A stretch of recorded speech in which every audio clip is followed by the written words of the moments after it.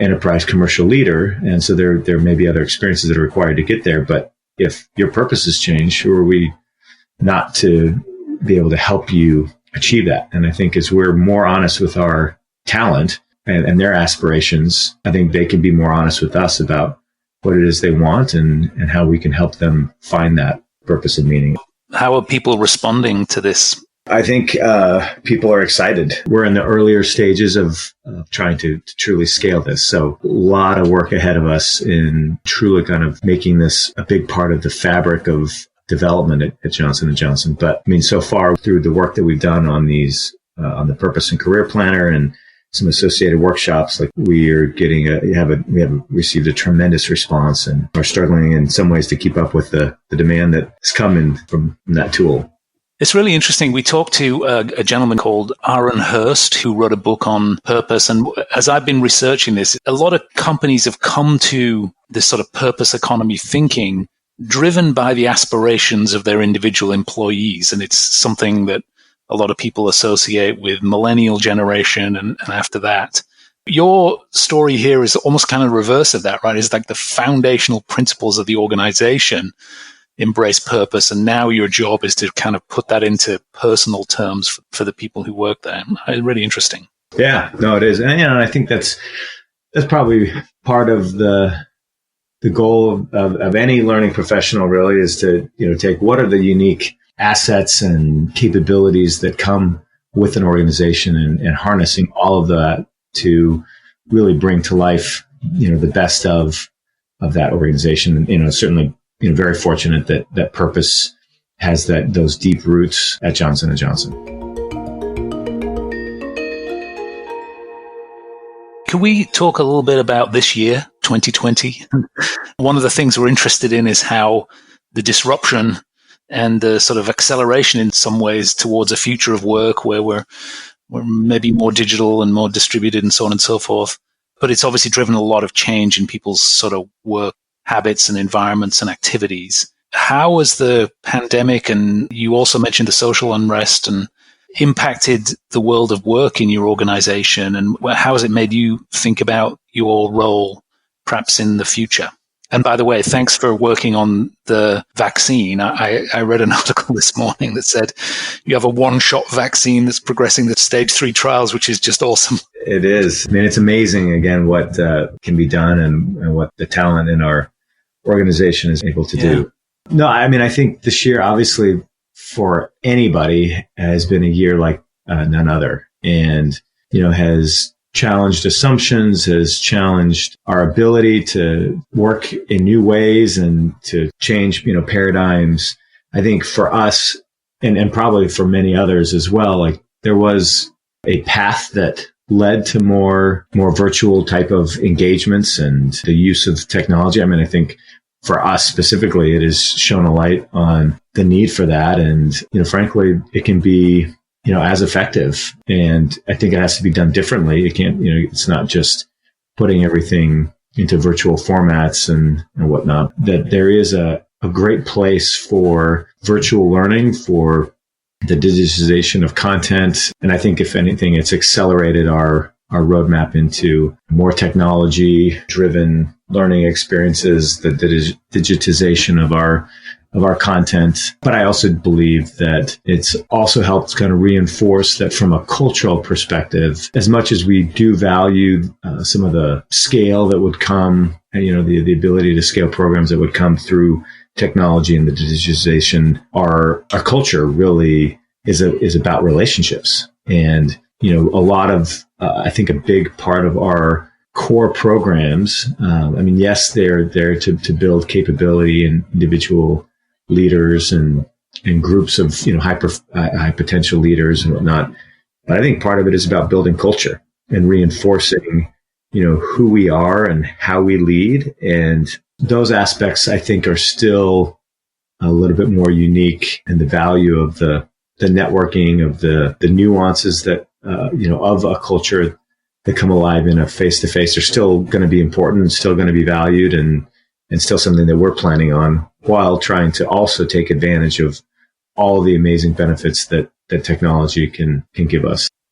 It's amazing, isn't it? Because medicine is a technology, and obviously you are a technology company, but also a lot of your language and things that you've been talking about are about as physical, corporeal, right? It's about the body and the physical health of people. I'm really curious. So you talked a lot about sort of marrying the body with the technology as we move forward. And you've also talked about the importance of relationships as you move a lot of things online. I'm just wondering if you have specific examples of things that you're doing to ensure that those relationships are maintained. And the reason that I ask is because this seems to be something that many organizations are struggling with.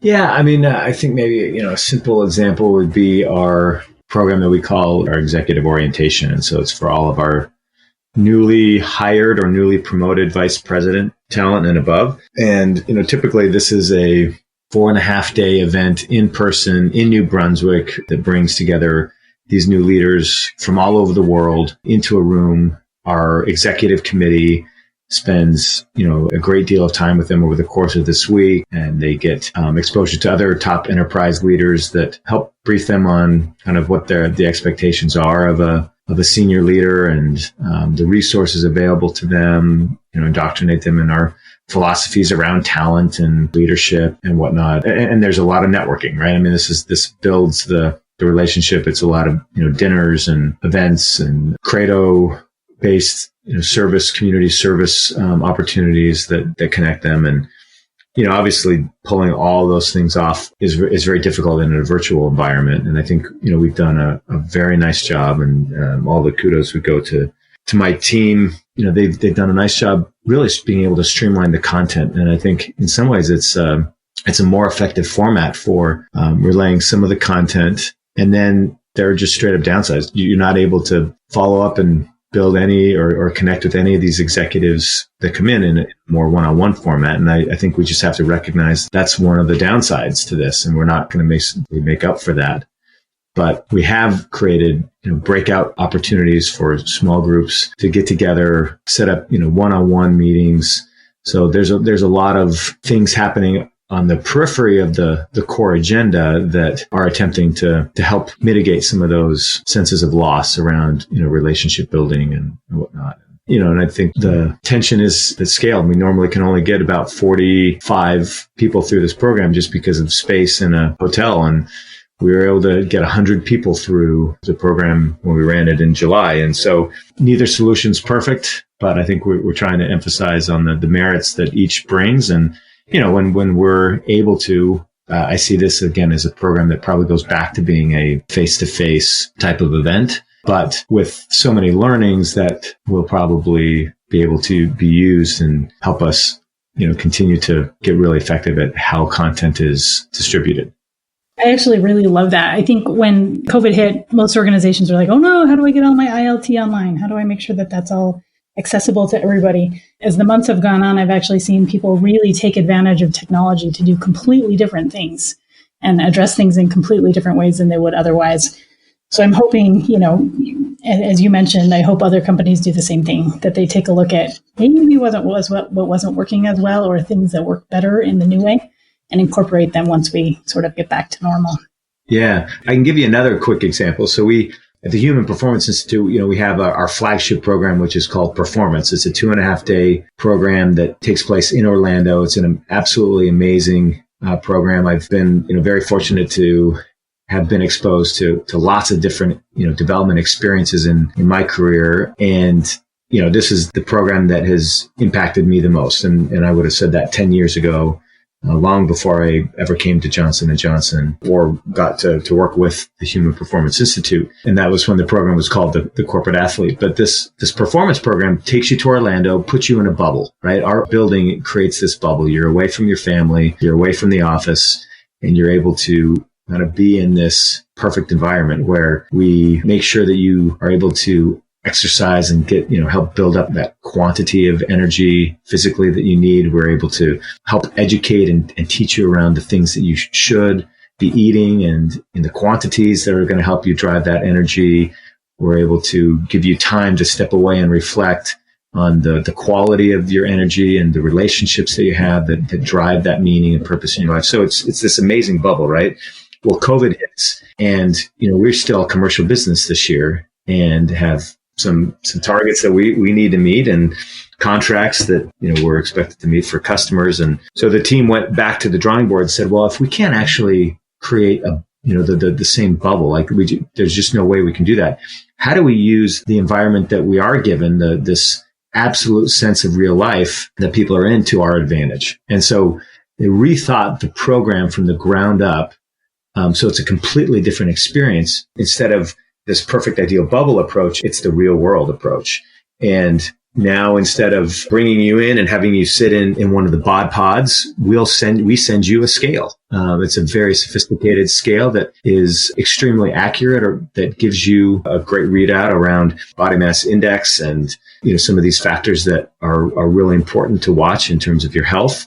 And now you have that as a tool in perpetuity, in your home. And instead of time away to sit and contemplate, you're right there with your family in your real life environment. And you can go to these people in your life, friends and family, and have conversations with them about how are you showing up and bringing your best energy or not into conversations with them. We're able to ship you some food, through one of these services like Blue Apron. And instead of, this amazing, high quality, healthy food showing up for you magically at our facility, you order it, you prepare it, and we make that a social experience. So we take all these factors that played against us, and we've turned them, into assets for us because of the way we flipped our content to meet the same need. And so, that program has scored extremely well with our external clients, and I think is a great example of how you can take the same intent and content and just flip it to really be advantageous for you in a different environment. I really love that. I especially love the fact that you're focusing on the physical. Not very many companies do that. It's not something it's generally thought of, but I love the fact that you're focusing on the physical. I want to ask two more quick questions before Chris asks his last question. The first one is, what do you think the toughest problems facing talent management or talent in general are in the immediate future?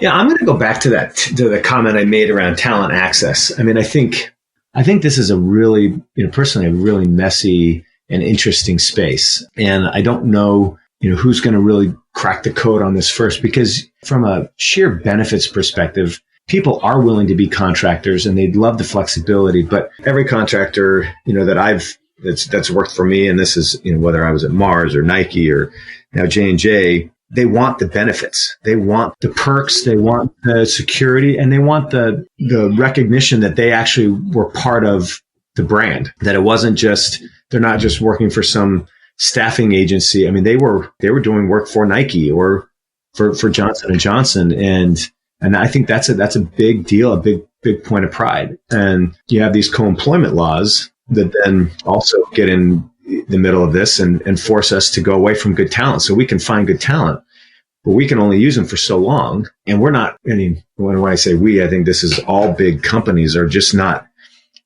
extremely agile to be able to move kind of with the talent. And so I think figuring out what talent access really looks like and how do gigs really play out, because there's a lot of gig workers, but our enterprise procurement processes and stuff, they like big contracts with a global vendor, not these individual, sole proprietors. So I think figuring that out and how we can truly access, there's a lot of big talk, right? I think in this space, but making that really practical is one of the most exciting kind of horizons in this space. We actually agree. We had just kicked off a study on mobility, like how people move in and around and out and in, how do you borrow talent and all that good stuff. So I'll probably be hitting you up for some ideas later on, Clint. No, that'd be great. So thanks for that one. I would love your ideas. I agree. It's a massive challenge. And basically the regulatory system is not caught up with what people want. And I think it is going to be a huge challenge. And I'm really interested in whether, this was a challenge that we faced at Microsoft too. We have a massive third-party network of resellers and partners at Microsoft. It dwarfs the actual population. And yet we were very heavily governed around how we could engage with people that worked with our partners. The whole idea that, they can't attend certain meetings or they don't get certain trainings, or it's kind of heartbreaking. It breaks the model. But I just wonder, I want to put this thought out there, and then you can ask your next question, is whether this notion of purpose and the brand itself can be the glue that holds